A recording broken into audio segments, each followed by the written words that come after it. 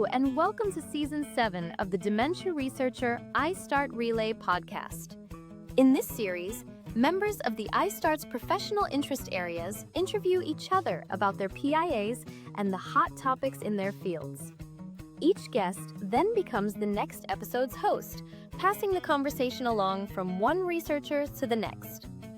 We're releasing one episode a day in the run-up to the Alzheimer's Association International Conference, this year in London and online, showcasing the work of the ISTAART PIAs.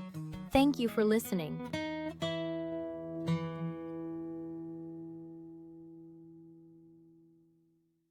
Hello, everyone, and thank you for joining us. My name is Vanessa Young, and I am a postdoc at the Glenn Biggs Institute at the University of Texas at San Antonio Health Science Center in San Antonio, Texas, USA.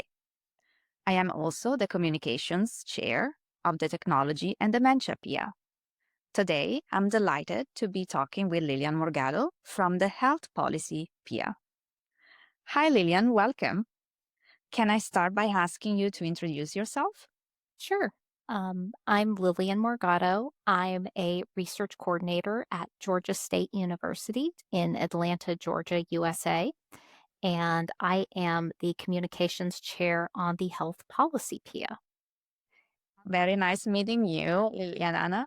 I think this is the beauty of being part of the PIA, since this is the first time that I'm meeting you. And so it's nice to actually meet people from all over the places. So before we actually start talking about your work within the PIA, can you talk to us about your own research? So what do you do? Sure. So I'm a research coordinator, which means I kind of get my hands in everything. I'm very fortunate that I work under a primary investigator or PI who allows me to be pretty involved with paper writing and idea generation and that sort of stuff. So what we do mostly in our lab is we do qualitative research. That includes things like interviews with people and then qualitatively coding that.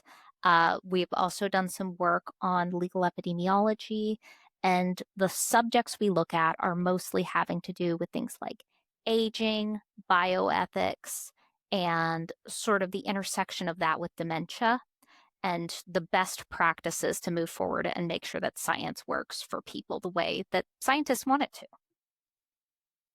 So can you tell me more about that qualitative aspect of research? So I work more with the quantitative aspect. I did very little with the qualitative component, and it's very fascinating. I know there is some coding that you need to do. Can you tell us more of how you are able to embed that qualitative aspect within the dementia research? Sure. So a lot of it has to do with sort of guiding questions and providing a basis that we're looking for the quantitative research. So we are getting the qualitative data to make sure that when we put all the money in to do large quantitative projects, then we are asking the right questions in the right directions with the right tools. One of the things we like to do is interviews, where we are interviewing groups of people. These can be stakeholders like researchers or people who are participating in dementia research.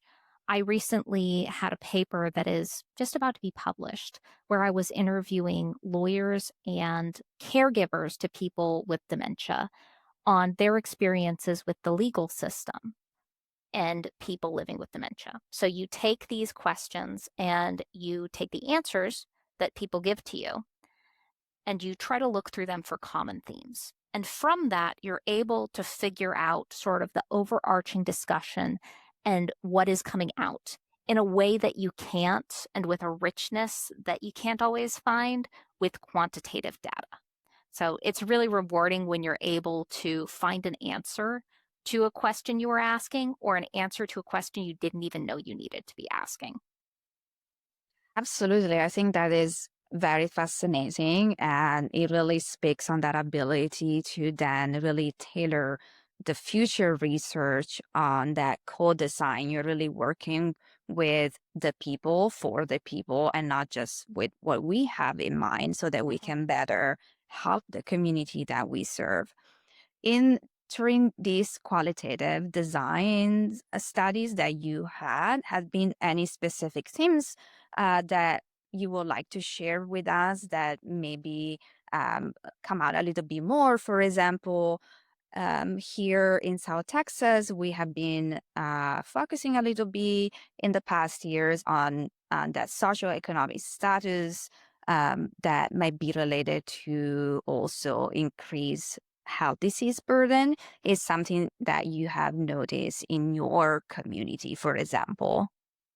So we're not focused as much on the local community in our research.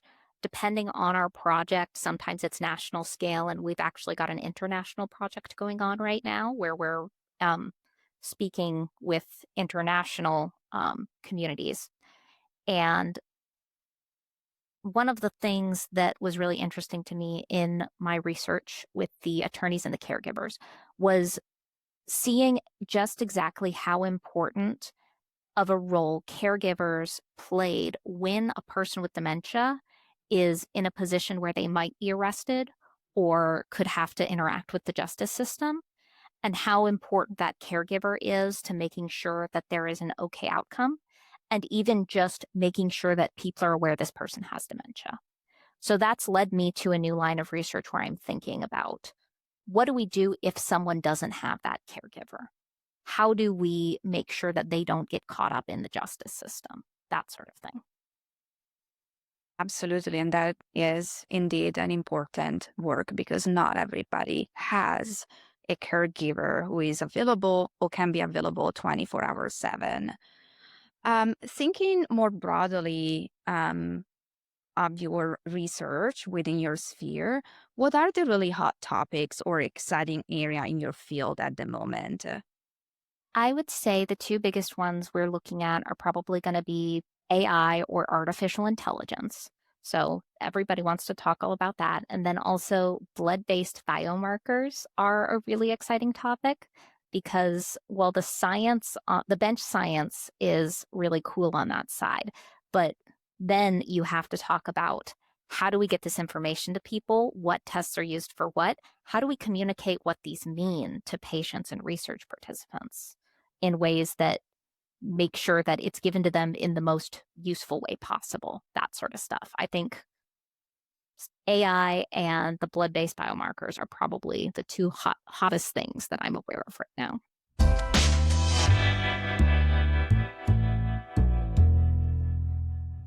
That sounds great, Lillian, and it really relates to me, speaks to me, because within my efforts here, I work within the sphere of sleep and wearable, and I want to really concentrate on improving diagnostic tools, including AI. And for my dissertation, my effort was more within fluid biomarker, blood-based biomarkers.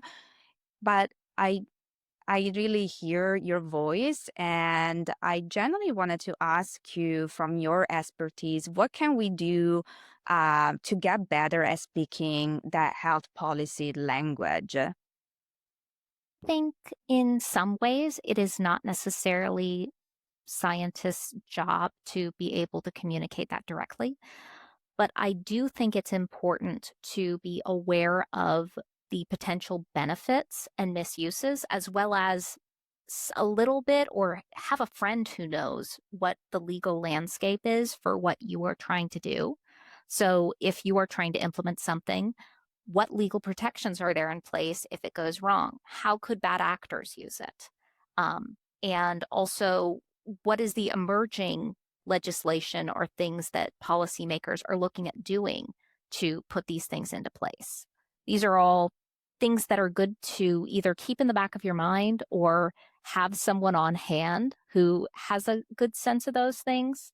And knowing those things on the front end can help you design better trials and studies to help more people more effectively. Absolutely. And I agree. I think probably one of the aspects that I've seen through my past year and our institution is that involvement with some of the members of the community, there are stakeholders in improving what they really need, that can be better translated in that health policy in a more linear fashion, because there is a direct need, although it doesn't necessarily mean that it's always faster. Have you had, I know you mentioned how you work more with international groups at the moment. And since this is an international platform, I do wonder how that can be different. There are different needs, like in the US, even for what is covered. We're talking about blood-based biomarkers, for example. Here, we need to go through insurance process. When you go an international level, there might be other aspects. For example, I'm originally from Italy. I know that the healthcare system there works differently. Is there something that you would like to add for that aspect, since you had that international experience right now? Sure. So, just to be 100% clear, I did misspeak a little bit at first. When I'm saying international communities, we have a project that involves us speaking to international researchers. Um, but as far as the international component, that really is another important thing to keep in mind about policy, particularly with things like blood based biomarkers and AI. So, with AI, of course, you have different regulations for what data can be collected and how it can be used generally in the United States versus Europe, which is covered by the GDPR, which I can't remember what that stands for at this moment. Apologies. It's okay. The other thing to keep in mind with blood based biomarkers, and frankly, any intervention for Alzheimer's disease, is that the policy component is vital to make sure that those improvements reach the people they need. If we create a pill today that cures Alzheimer's disease and don't do any research or work on how much it's going to cost, how it gets distributed, how it gets shipped, all we have done is we have cured Alzheimer's disease for the richest people in the world and no one else. So I think it's really important to remember that policy is really the bridge to making sure that the science achieves its grander goal beyond that thing you were funded for your grant, beyond what you just need to publish your paper. Policy is what makes it happen. Absolutely. I agree. And thank you so much. That is a very difficult question. I think you did a fantastic job answering.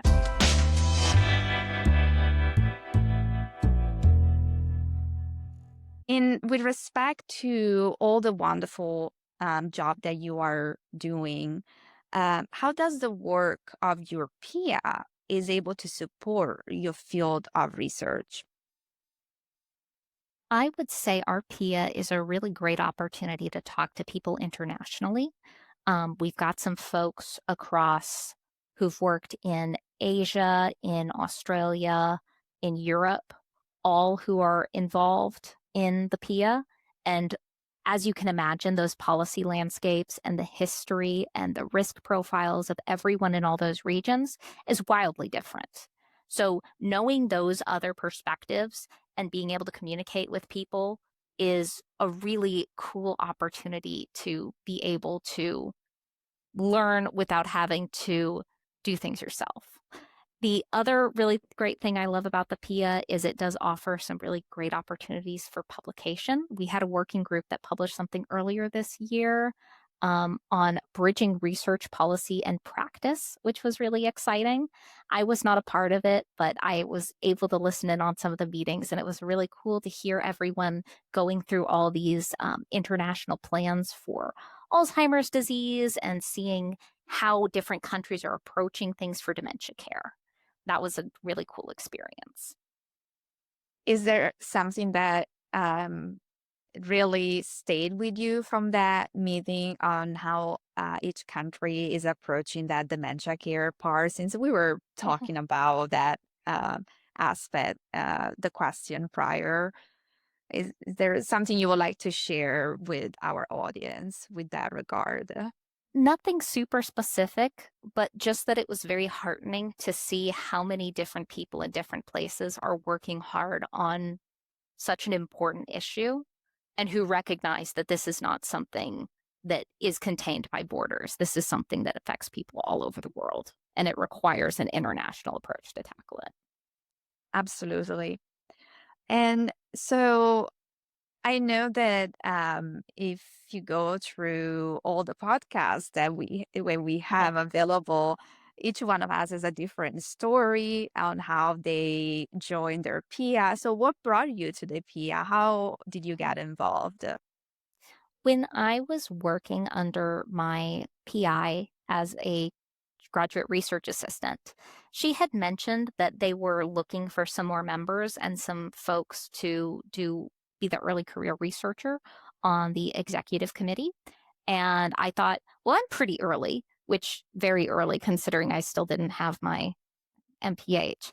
But I was really grateful to join and really see the decision-making process and be able to contribute to putting on things like events for AAIC as a member of the executive committee. Because the other thing that I understand, this is mostly aimed at early career researchers, the secret is that you don't have to be an expert to be a contributing member to a PIA.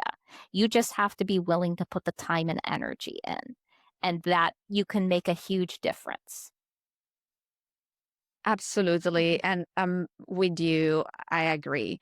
I think having that effort, that energy, and I would like to add creativity, it's really what can help the PIA succeed and also share what we are doing with the community. I think that's what it's what I have observed being part with our tech and dementia PIA, for example, what I've seen from others, just being committed to the work and to the effort.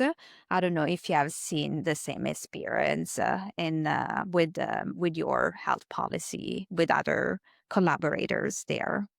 I feel like I really have. And one of the really cool things that I've experienced, particularly when going to in person meetings, is speaking with people who do not necessarily work in policy, but are interested and want to keep abreast of what's going on with it.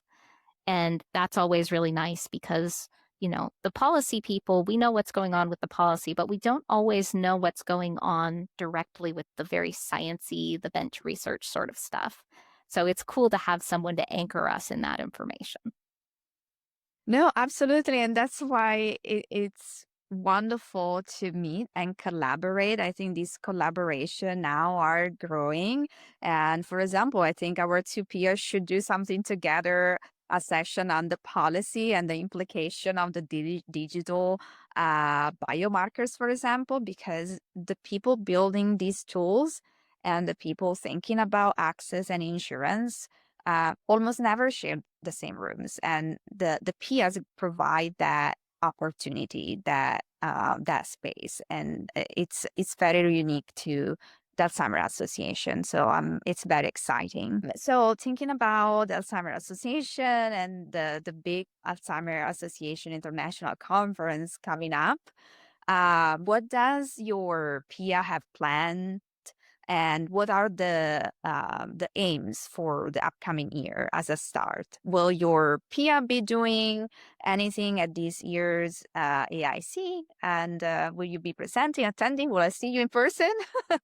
Unfortunately, I won't be able to make it in person, but I'm excited for everyone who is. Our PIA, though, is doing a lot of really cool stuff. So pull out your pencil and your notepad because we've got a lot to list off. On Saturday, July 11th, we will be out there for PIA Day in the morning. On Sunday, July 12th, we will be doing an electronic guided poster session. We're titling it Context Matters, Rethinking Dementia Risk Reduction Beyond Individual Behaviors. On Monday, July 13th, we are going to be doing an intermission, which I was involved in ours last year. That was probably my favorite one because it's very free form and it's just a way for people to sit around and really talk about what they're interested in policy and what background they're bringing to it. Or people from all over the world last year. And I'm really sad I'm going to miss it, but I'm excited for the people who can make it to see what they'll be able to do. On Tuesday, July 14th, we have a featured research session that's titled Health and Dementia Care, Field Gaps, Priorities, and Promising Initiatives Across Countries.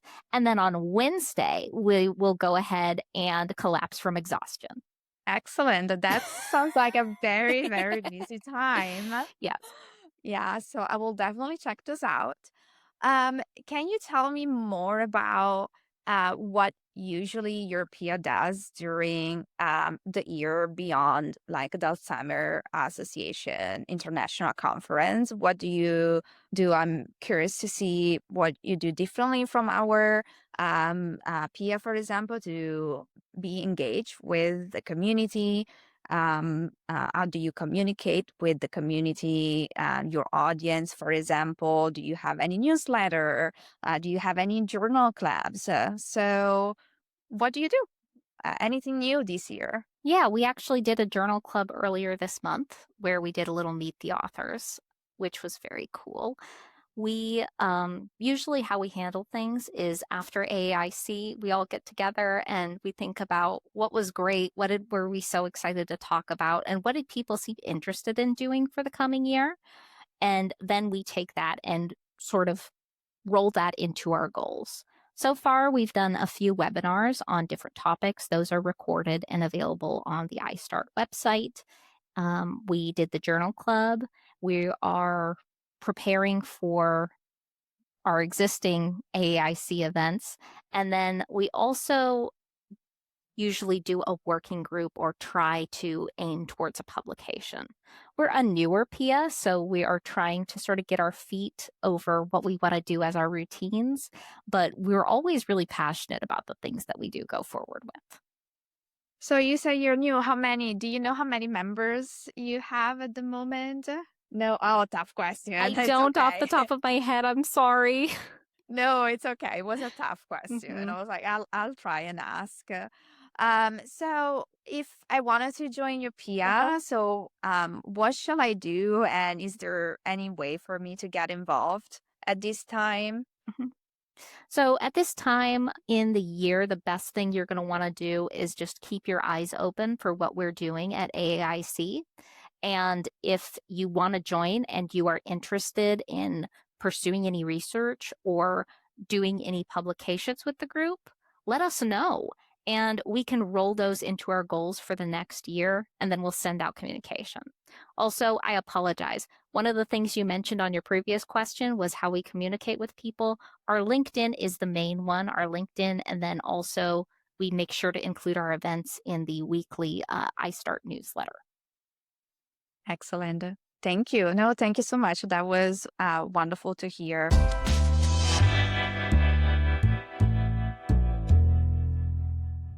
Thank you. It's time to end today's podcast. Before we go, I do have a final question though.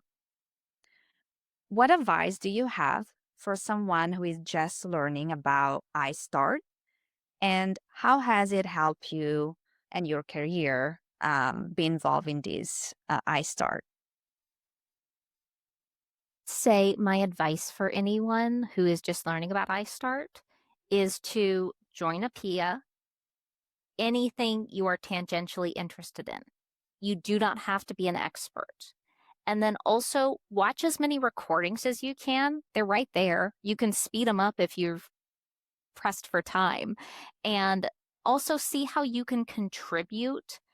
Even you can even try and see if they need any executive committee members. So once again, you do not need the research experience to join an executive committee, just a willingness to organize, be involved, and work towards those goals for the group.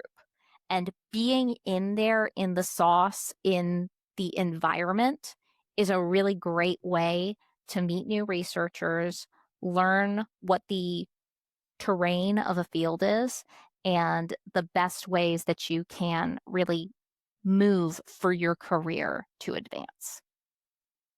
If you can think of 2 to 3 skills that you have learned from this experience of just being part of the health policy PIA that you didn't have before, or that you think that just by being at, you know, university or being working in the lab, you will not be getting, what are those skills? Don't know if it would be a specific skill, but it absolutely would be the knowledge of what the international policy situation looks like. That's something that Obviously, most researchers are focusing locally on what's going on in their country or with their populations they're working with. And that was the case with me before the policy PIA. And since joining, I've become a lot more aware of how these things differ in, Australia, how data sharing and that stuff is different versus if you are looking at plans and research from China, how those things work. And that's been really helpful. It's also been cool to connect with senior researchers and get a better idea of how to interact appropriately with folks as a researcher and put a little bit of extra polish on that. Absolutely. And I think for me, it's been beautiful because you're always a little bit afraid of engage with senior scientists, but the ISTAR and the PIAs create that environment where you're really able to meet people from all over the countries and in a more relaxed way, and you really feel part of the community.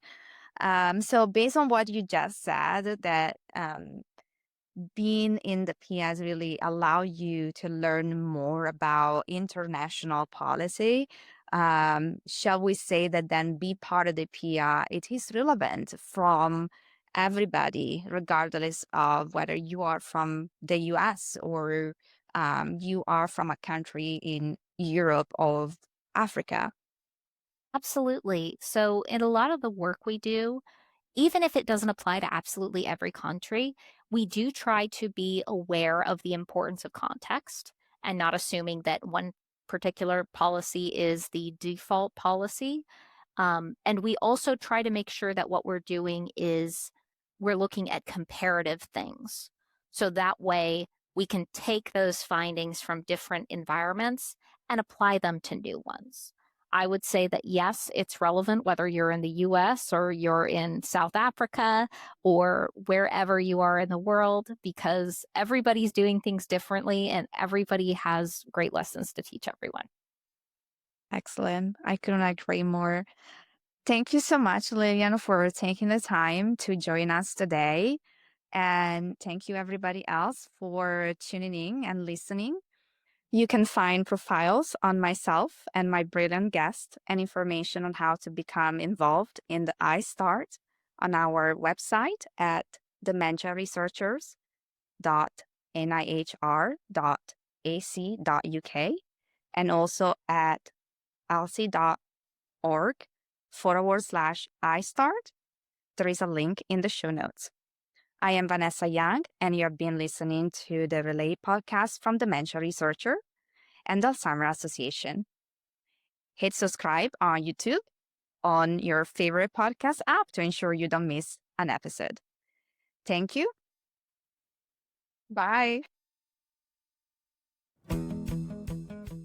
You have been listening to the Relay podcast, delivered as a collaboration between Dementia Researcher and ISTAART.